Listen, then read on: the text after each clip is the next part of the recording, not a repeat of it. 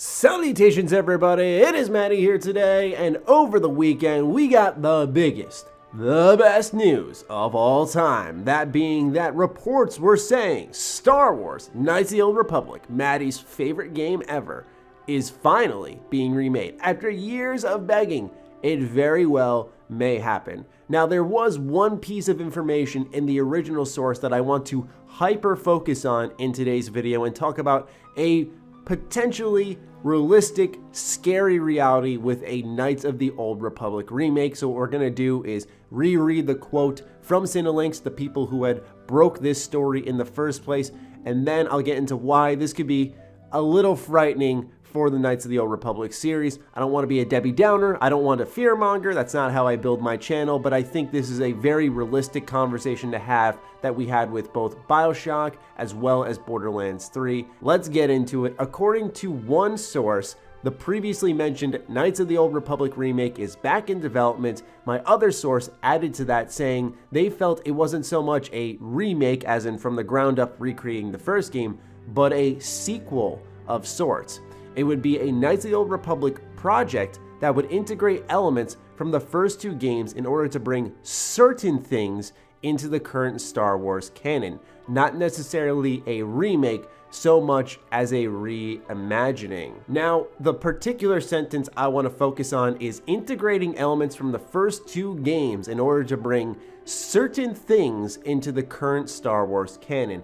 I think that in of itself sort of confirms the other rumor we had heard for a while that a Star Wars Knights of the Old Republic movie was in development, which likely means that this remake is sort of being created parallel to that movie. They're deciding what certain things from KOTOR can make it into Star Wars canon. Does this mean that we're going to see things like drastic companion changes, story changes, how the plot unfolds? Will there even be star maps? How will Knights of the Old Republic be delivered? Reimagining one of the strongest RPGs of all time. I know that's coming from me, but I think a lot of people agree with that. Reimagining something that's already great brings about an old term that many of us have used in the past. If it's not broken, don't fix it, right? And the scary reality here that we need to face is that if these reports are accurate, which I think given the history of this reporter where they were correct about the Obi-Wan TV show, they did break that news. And of course, based off what I had personally heard that I mentioned in my original KOTOR remake video, I think that this is more than likely true. Is there a chance it gets put into stasis again? Yes, but as it stands, this project very much exists. You can even go back to Jason Schreier, who is a reporter from Kotaku who breaks a lot of news and rumors. He had even said it existed, but he also mentioned that that project was in stasis and sort of shut down the potential of a KOTOR remake coming sooner than people had expected. Like I said though, the reimagining brings about a scary realization that a lot can change with this game series, right? And I don't want to act like it can't be for the better, because certainly I think the story is the strongest part of KOTOR. It's a real compelling reason why people love this series, because both games tell strong tales that rely heavily upon each other, include lots of excellent choice. And when you start to tinker with that, that's one of those, if it's not broken, don't fix it moments. If you want to touch up the gameplay, change little things like that, certainly I think we can get into that in a completely separate video of what could change. To quickly go over it, combat elements, there needs to be more abilities, skills need a little bit of an overhaul. I like the feat system, but build out more with that, give us more to tool our characters up with. A lot of the footwork is done with KOTOR, which is why I've been saying that if they want to build upon it, build out the system, retain what's already there and just continuously build upon it, that would be okay with me. But I just don't see that happening. As it stands now, we don't know who is currently working on this project according to this article, but if we go back to the one from 2015 when the KOTOR remake news had first popped up, it was stated that BioWare Austin was working on this project. Quite honestly, ladies and gentlemen, my confidence in BioWare died with Inquisition. I know for a lot of people it was dead and buried when it came to Anthem, but for me, Inquisition was the nail in the coffin when I realized this is not the developer that I loved all those years ago who brought me Jade Empire, Dragon Age Origins, KOTOR, of course. That's not the same BioWare. For me, I felt that game was a drastic move away from everything that company had become known for. There were some still strong storytelling moments, but I felt overall they had lost their touch of delicately balancing a solid gameplay system and focusing on what their best strength was, which was making impactful choices, empowering the player, and making the story compelling without feeling overall bloated. Now, Anthem for a lot of people was the last straw, and of course I totally understand why. Anthem came out fairly broken, lackluster. There were so many issues with it that you couldn't even begin to get started, and the issue was that these weren't problems in the game that could have been patched out. They were things that were baked into the product that require a full-on overhaul, which we've also heard rumors about. A lot of people are in the same boat when it comes to both BioWare and Bethesda. We want to see them bounce back. We're not a fan of them right now, but we would love to see these companies bounce back. And how could I forget about Mass Effect Andromeda? I'll be honest, that game plays great. The gameplay in Andromeda is excellent. I love how it feels. But the story, once more, what was formerly BioWare's strength, was lackluster.